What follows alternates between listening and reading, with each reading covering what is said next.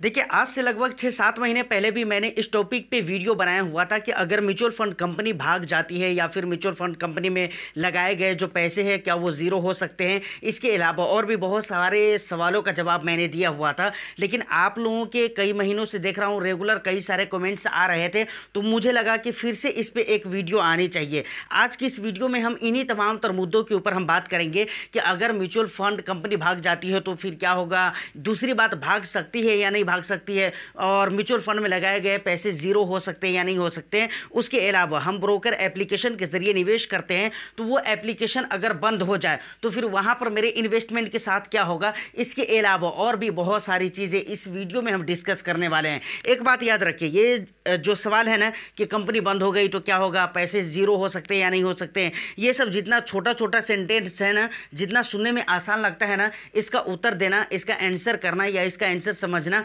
इतना भी आसान नहीं है, लेकिन समझना बहुत इंपॉर्टेंट है। तो पूरी वीडियो में बने रहिए। आपको जानकारी होना बहुत ज़रूरी है कि आपके जो पैसे लग रहे हैं वो कितना ज़्यादा सेफ है और कितना ज़्यादा सुरक्षित है। तो वीडियो बहुत ही इंटरेस्टिंग होने वाली है। एक लाइक कर दीजिए, शेयर कर दीजिए। चैनल को अगर अभी तक आपने सब्सक्राइब नहीं किया है तो चैनल को भी ज़रूर सब्सक्राइब कर लें, क्योंकि इस तरह के इंटरेस्टिंग कंटेंट मैं आपके लिए लेकर आता रहता हूँ। तो सर डायरेक्टली यहाँ से हम अपने मुद्दे के ऊपर आते हैं। सबसे पहले हम शुरू करते हैं यहाँ से कि कंपनी भाग तो नहीं सकती है क्या। म्यूचुअल फंड में जिन कंपनी में या जिन स्कीम में हमने पैसे लगाया है वो स्कीम जिस भी एएमसी का है वो एएमसी भाग तो नहीं सकती है क्या। तो देखिए, यहाँ पर सबसे पहले जो मोटी मोटी बात है वो मैं आपको बताना चाहूँगा कि सबसे पहले ये आपको पता है कि म्यूचुअल फंड के अंदर या फिर स्टॉक मार्केट के अंदर सेबी के चाहे बगैर एक पत्ता भी नहीं हिल सकता है। समझ रहे कि नहीं, सेबी बहुत इंपॉर्टेंट चीज़ है स्टॉक मार्केट के लिए और म्यूचुअल फंड के लिए। सेबी के चाहे बगैर एक पत्ता भी नहीं हिल सकता है, स्टॉक मार्केट के अंदर हो या फिर म्यूचुअल फंड के अंदर हो। तो सेबी की बहुत ही गहरी नज़र होती है। और अभी हाल फिलहाल में अभी 6 महीने साल भर से 1.5-2 साल से आप देखें तो सेबी कुछ ज़्यादा ही इन चीज़ों को लेकर सख्त हो रही है और स्ट्रिक्टली इस पर काम करने की कोशिश कर रही है और कर भी रही है। जैसा कि आपको समझ में आ रहा है, अगर आप मार्केट में अपडेट रहते हैं तो आपको पता चलता होगा कि तरह तरह के नए नए रूल्स आते रहते हैं और सेबी कुछ ना कुछ कर ही रहा होता है। मतलब तो कहने का मतलब यह है कि पूरी गहरी नज़र है, कोई कंपनी भाग नहीं सकती है। लेकिन इतना कह देने से कि भाई सेबी की नज़र है इसकी वजह से कंपनी नहीं भागेगी, मुझे नहीं लगता है कि ये कुछ खास रीज़न हुआ और ये बातों में इतनी दम हुई। समझ रहे कि नहीं। तो अब एक मजबूत रीज़न की तरफ आते हैं, जिस रीज़न की वजह से हकीकत मानों में हमारे माइंड को भी लगने लगे और दिलो दिमाग को भी लगने लगे कि हाँ भाई ये मजबूत रीज़न है, कंपनी नहीं भाग सकती है। तो इसको ज़रा हम एक एग्जाम्पल से समझते हैं। तो आप इसको एग्जाम्पल ही लीजिएगा, मैं यहाँ पर सिर्फ एग्जाम्पल के लिए ले रहा हूँ। समझ रहे हैं, मान लीजिए कि एसबीआई जो कि एक म्यूचुअल फंड हाउस है, समझ रहे कि नहीं, ये म्यूचुअल फंड हाउस है। अब इसका एक स्कीम है, समझ रहे कि नहीं, जैसे कि स्मॉल कैप कैटेगरी का एक स्कीम है एसबीआई स्मॉल कैप। मैं ये स्कीम ले लेता हूँ। अब देखिए यहाँ पर मैं कहना क्या चाह रहा हूँ इसको ज़रा समझिएगा। म्यूचुअल फंड हाउस कौन है, एसबीआई म्यूचुअल फंड हाउस है। इसका एक स्कीम है एसबीआई स्मॉल कैप। इसमें हमने पैसे निवेश कर दिया। कितना पैसे निवेश कर दिया, 10,000 निवेश कर दिया, 15,000, 20,000 जो भी हमने निवेश कर दिया।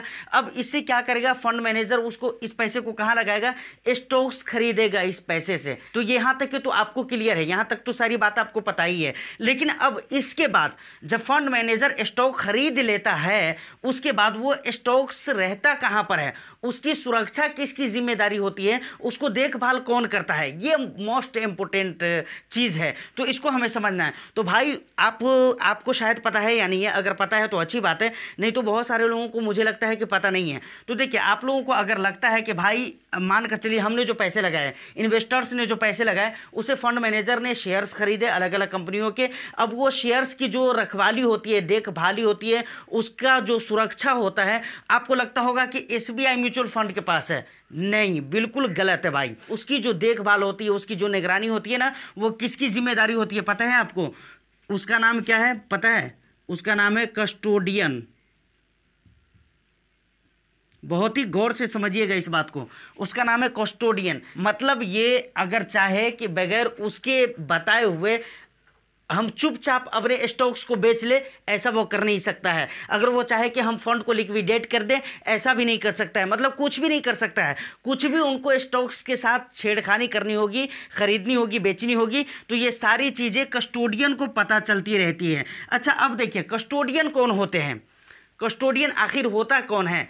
क्या ये म्यूचुअल फंड हाउस का अपना आदमी होता है क्या? बिल्कुल नहीं होता है। जैसे SBI स्मॉल कैप है तो इसका SBI म्यूचुअल फंड हाउस है तो इसका कस्टोडियन कौन होगा? ICICI होगा, ICICI होगा, समझ रहे? ये एग्जाम्पल के लिए मैं दे रहा हूँ। या फिर HDFC होगा, HDFC। अब जो HDFC म्यूचुअल फंड हाउस है इसका कस्टोडियन कौन होगा?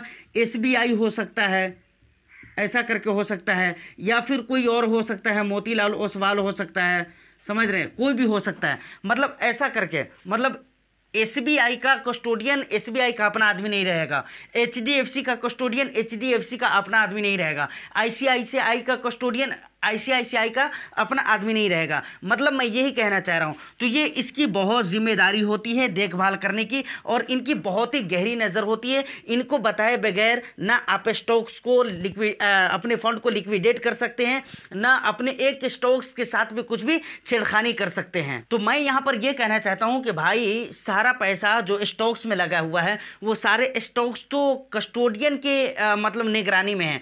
तो म्यूचुअल फंड हाउस अगर चाहेगी भी कि पूरा पैसा हम लेकर चले जाए तो वो जा नहीं सकती है भाई। वो क्या लेकर जाएगी? इंसान लोभ लालच से ही कहीं भागता है ना। तो पैसा तो पूरा यहाँ पर फंसा हुआ है स्टॉक्स में, और स्टॉक्स फंसा हुआ है किसके कस्टडी में? कस्टोडियन के हवाले है स्टॉक्स। तो कैसे वो भागेगी? हाँ, आप कहेंगे कि भाई कुछ पैसे तो फंड मैनेजर के पास, फंड हाउस के पास भी रहते हैं। तो देखिए फंड हाउस के पास बहुत थोड़ा सा पैसा रहता है, समझ रहे कि नहीं, जो कि कैश में होता है, तो मैं मानता हूं। तो यहाँ पर ये सारे रीज़न है जिसकी वजह से सेबी की नज़र रहती है अलग से, कस्टोडियन की नज़र रहती है अलग से, इम्फी वगैरह की भी नज़र रहती हैं। तो ये सारे लोग रहते हैं जो कि एक म्यूचुअल फंड हाउस के ऊपर नज़र बना कर रखते हैं। तो यहाँ तक ये सारी बातें क्लियर हो गई। अब हम आते हैं इस बात पर कि क्या म्यूचुअल फंड में लगाए गए पैसे ज़ीरो हो सकते हैं या नहीं हो सकते हैं। तो देखिए ज़्यादा टाइम ना लेते हुए सिंपल मैं इसका जवाब देना चाहूँगा कि भाई ज़ीरो नहीं हो सकते। रीज़न क्या है? आप SBI का फंड ले लीजिए, ICICI का फंड ले लीजिए, या HDFC, किसी भी म्यूचुअल फंड का कोई भी फंड आप ले लीजिए,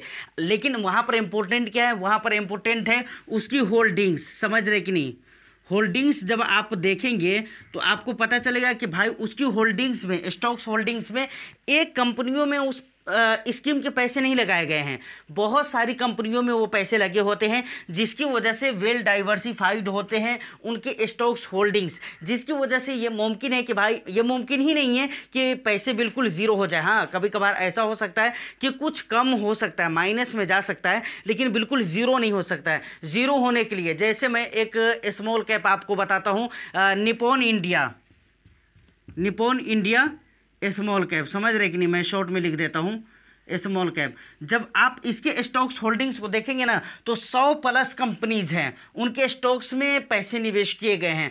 तो अब मान लीजिए अगर हम ये मानते हैं कि भाई म्यूचुअल फंड स्कीम में लगाए गए पैसे ज़ीरो हो सकते हैं, तो इसके लिए हमें ये मानना पड़ेगा कि भाई इसके स्टॉक्स होल्डिंग में जितनी भी कंपनीज हैं वो सारी कंपनीज बंद हो जाएंगी, समझ रहे कि नहीं? वो सारी कंपनीज क्या हो जाएंगी? बंद हो जाएगी, चाहे वो जिस भी रीज़न से हो। जब तक सारी कंपनीज बंद नहीं होगी तब तक उस स्कीम में लगाए गए पैसे ज़ीरो नहीं हो सकते हैं। तो यहाँ पर आपको समझ में आ गया। वहीं पर अगर मैं स्टॉक मार्केट की बात करूँ कि अगर आप किसी कंपनी के स्टॉक्स में पैसे लगाए हुए हैं तो वहां पर पैसे ज़ीरो हो सकते हैं या नहीं हो सकते? तो बिल्कुल वहां पर पॉसिबल है कि आपके पैसे ज़ीरो हो जाएंगे, क्योंकि पर्टिकुलर एक कंपनी के स्टॉक्स में आपके पैसे लग रहे हैं, अगर उसके साथ कुछ भी ऐसा होता है या फिर वो नहीं चल पाता है तो वहां पर पैसे ज़ीरो हो सकते हैं, ये चांसेस ज़रूर हैं। लेकिन म्यूचुअल फंड में पैसे ज़ीरो हो जाए यहाँ पर चांसेस नहीं है। यहाँ पर कुछ पैसे आपके माइनस में जा सकते हैं, वक्त के साथ वो फिर प्लस में आएगा, लेकिन बिल्कुल ज़ीरो नहीं हो सकता है। अब देखिए, अब एक बहुत ही नई बात ये है कि अगर मानकर चलिए कोई ऐसा म्यूचुअल फंड हाउस है जिसकी स्कीम में, जिसके फंड में आपने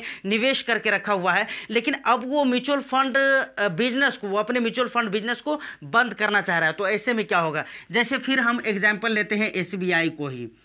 चलिए, ये SBI की किसी भी फंड में आपने निवेश करके रखा हुआ है, किसी भी स्कीम में निवेश करके रखा हुआ है। अब SBI जो म्यूचुअल फंड हाउस है वो ये चाहता है कि भाई ये म्यूचुअल फंड का जो बिजनेस है हमारा, हम इस बिजनेस से निकल जाएं, हम इस बिजनेस को बंद कर दें, इस बिजनेस से हम निकल जाएं। तो अब ये क्या करेगा और आपकी स्कीम का क्या होगा? तो देखिए, इसके लिए ज़रूरी है सेबी के रेगुलेशन के अकॉर्डिंग SBI को कुछ अपना ऐसा पार्टनर एक ढूंढना पड़ेगा जो इनकी सारी स्कीमों को खरीद सके।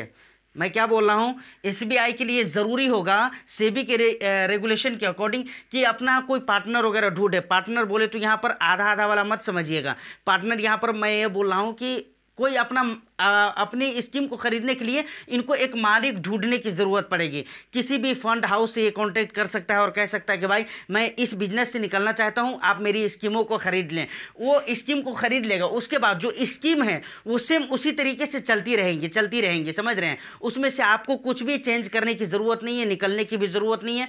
आपके जितने यूनिट थे जिस तरीके से वो पहले चल रहे थे सेम उसी तरीके से चलते रहेंगे, वहाँ पर कोई टेंशन वाली बात नहीं है। लेकिन इनको कहने का मतलब ये है कि ये बगैर बताए हुए, बगैर अपने इन्वेस्टर्स को, बगैर सेबी को इन्फॉर्म किए हुए ये म्यूचुअल फंड बिजनेस से अगर चाहे कि हम चुपचाप निकल जाएं तो ऐसा नहीं कर सकता है म्यूचुअल फंड हाउस। और ऐसा पहले भी हुआ है कि कई सारी स्कीमें मतलब बिकी भी हैं और कई सारी स्कीमों को दूसरे म्यूचुअल फंड हाउस ने खरीदा है। बाद में उस स्कीम को खरीदने वाला म्यूचुअल फंड हाउस अपने किसी स्कीम के अंदर मर्ज कर दिया या फिर उस स्कीम को जैसे पाया वैसे रहने दिया जैसा वो पहले था, लेकिन नाम चेंज कर दिया। ऐसा भी देखने को मिला है म्यूचुअल फंड के इतिहास में। तो फाइनली यहाँ पर आपको घबराने की ज़रूरत नहीं है कि भाई अगर वो म्यूचुअल फंड बिजनेस से निकल रहा है तो फिर हमारे साथ क्या होगा, हमारे पैसों का क्या होगा।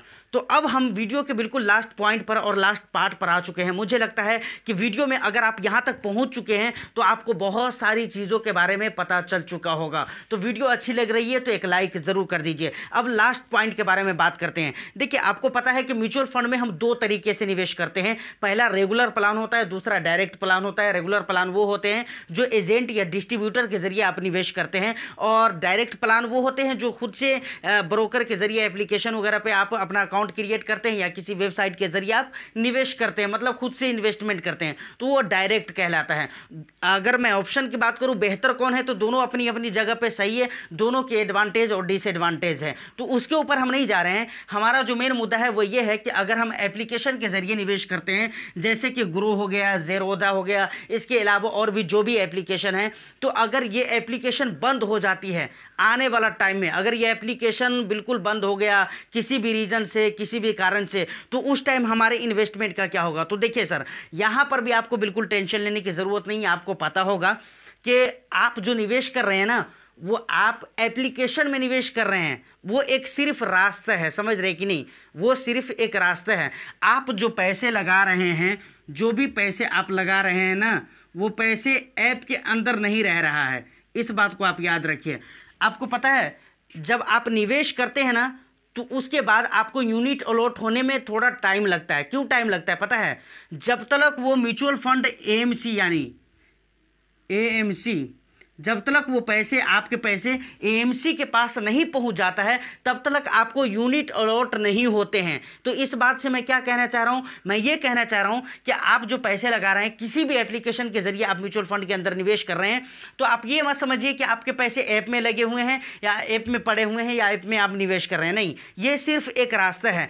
आपने जिस एएमसी के जिस स्कीम में पैसे लगाया है, उस स्कीम के माध्यम से उस एएमसी के पास आपके पैसे पहुंच जाते हैं। बीच में अगर ऐप बंद भी हो जाता है या चालू भी रहता है तो उससे क्या फ़र्क है, बंद हो जाए या रहे, उसे आपको मतलब नहीं है। अब जाते जाते लास्ट में एक बात और भी मैं कहना चाहूँगा कि एएमसी को मैं मान लेता हूँ, एएमसी हो गया और उसके बाद दूसरे नंबर पे कौन हो गया, ऐप हो गया।